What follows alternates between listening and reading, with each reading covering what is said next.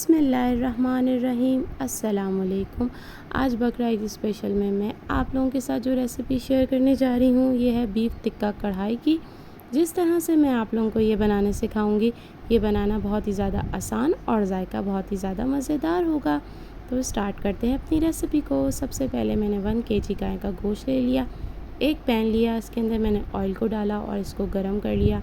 उसके बाद मैंने इसके अंदर जो है 1 टेबलस्पून अदरक का पेस्ट डाल दिया और इसको मैंने इसके अंदर मिक्स कर लिया। मिक्स करने के बाद मैं इसको गोल्डन ब्राउन करने तक थोड़ा सा पकाऊंगी। इसके बाद मैं अपना बीफ का गोश्त इसमें ऐड कर दूंगी जो 1 kg था, और इसको भी स्पून की मदद से मैं मीडियम फ्लेम पे जो है थोड़ी देर चम्मच से हिलाऊंगी। इसके बाद मैं इसके ऊपर जो है कैप ढक के इसको तकरीबन 5 मिनट के लिए छोड़ दूंगी। और ये 5 मिनट के बाद आप देख सकते हैं मैं इसका कैप खोलूँगी। कैप खोलने के बाद आप ये देखिए बीफ ने कितना अपना पानी छोड़ दिया है, और इसको चम्मच की मदद से मिक्स करूँगी। मिक्स करने के बाद मैं इसके अंदर स्पाइसेस ऐड करूँगी। सबसे पहले मैंने नमक डाला 1 टेबलस्पून, आप अपने टेस्ट के हिसाब से डालिएगा। इसके बाद मैंने कुटी हुई लाल मिर्च जो है वो भी 1 टेबलस्पून डाल दिया इसमें। इसके बाद जो है पिसी हुई लाल मिर्च वो भी 1 टेबलस्पून डाला इसमें।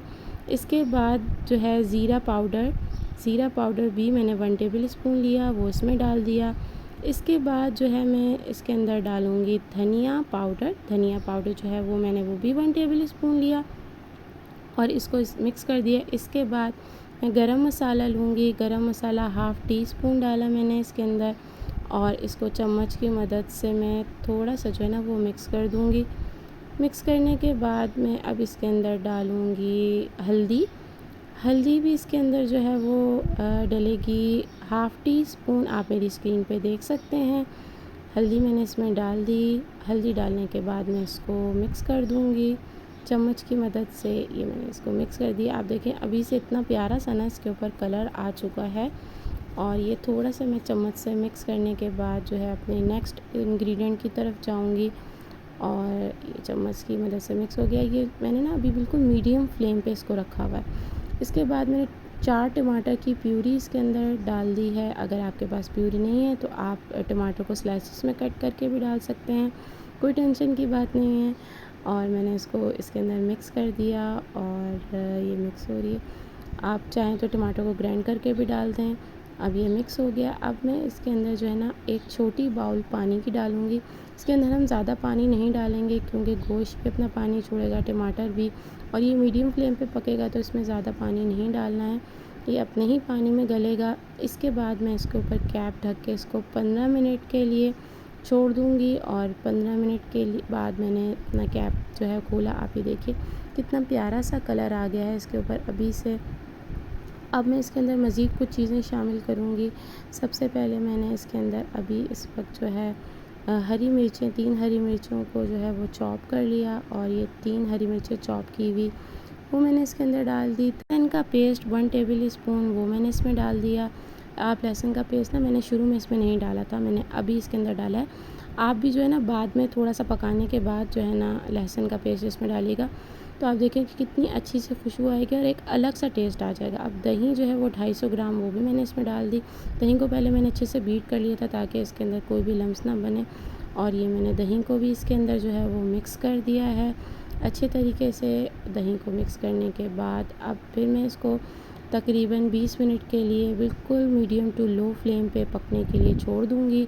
इसका मैंने कैप जो है वो ढक दिया ऊपर से और ये पकने के लिए छोड़ दिया है। तकरीबन 20 मिनट के बाद मैंने इसका कैप खोला। आप ये देखिए बिल्कुल अभी मेरा गोश्त गल चुका है। इस वक्त मैंने 6 हरी मिर्च जो है बड़ी वाली वो इसके अंदर डाल दी और इसको मिक्स कर दिया, और मिक्स करने के बाद 5 मिनट के लिए मज़ीद मैं इसको ढक्कन ढक के छोड़ दूँगी। और ये 5 मिनट के बाद मेरी बीफ टिक्का कढ़ाई जो है बिल्कुल रेडी है। मैं इसकी जो है फ्लेम को बंद कर दूँगी। इसके बाद मैं गार्निशिंग करूँगी इसके ऊपर अदरक के स्लाइसेस की और धनिए की। एक कोयला मैंने गरम करने के लिए रख दिया था। अब मैंने इसके ऊपर जो है कोयला रख दिया, और कोयला रखने के बाद मैं इसके ऊपर थोड़ा सा ऑयल डालूँगी और जल्दी से मैं इसका कैप जो है ऊपर से बंद कर दूँगी। और कैप आप इस तरह से बंद करेंगे कि इसके अंदर से जो है ना धुआं बाहर ना निकले। 5 मिनट के लिए छोड़ दिए इसको। 5 मिनट के बाद ये मैंने कैप खोला, क्या ज़बरदस्त खुशबू आ रही है। मेरी बीफ टिक्का कढ़ाई के अंदर कोयले की खुशबू जो है अच्छे तरीके से मिक्स हो गई है और ये बीफ टिक्का कढ़ाई रेडी है। अब मैं इसको सर्विंग प्लेट में निकालूंगी। ये मैंने इसको सर्विंग प्लेट में निकालना शुरू कर दिया है। और आप ना इस तरह की डिफ़रेंट रेसिपीज़ को ट्राई किया करें और अपने जो है दस्तरख़्वान की शान को बढ़ाया करें। और ये देखिए मैंने इसके ऊपर अदरक की गार्निशिंग कर दी और धनिए की गार्निशिंग कर दी। और इसके बाद आप इसका फ़ाइनल लुक देखें, क्या ज़बरदस्त इसका फ़ाइनल लुक है। आप इसको जो है ज़रूर ट्राई कीजिएगा और कमेंट करके फिर मुझे बताइएगा कि आपको ये मेरी रेसिपी कैसी लगी। और अपने फ्रेंड्स के साथ भी इसको शेयर कीजिएगा। देखिए आप गोश्त कितना अच्छा सा इसका गल चुका है बिल्कुल। इसका टेस्ट भी जो है ना वो बहुत अलग सा और बहुत ही ज़्यादा मज़ेदार है और ये बनाना भी कोई बहुत ज़्यादा मुश्किल नहीं है। अगर आप लोगों को ये मेरी रेसिपी पसंद आई हो तो उसको ज़रूर ट्राई कीजिएगा और अपने फ्रेंड्स के साथ भी शेयर कीजिएगा। और अगर अभी तक आप लोगों ने मेरे चैनल को सब्सक्राइब नहीं किया तो मेरे चैनल को सब्सक्राइब कर दीजिए, बेल आइकन भी प्रेस कर दीजिए ताकि फ्यूचर में आने वाली वीडियो की नोटिफिकेशन आप लोगों के पास आ जाए। अपना बहुत ज़्यादा ख्याल रखिएगा, अपने साथ दूसरों का भी ख्याल रखिएगा। अल्लाह हाफ़िज़।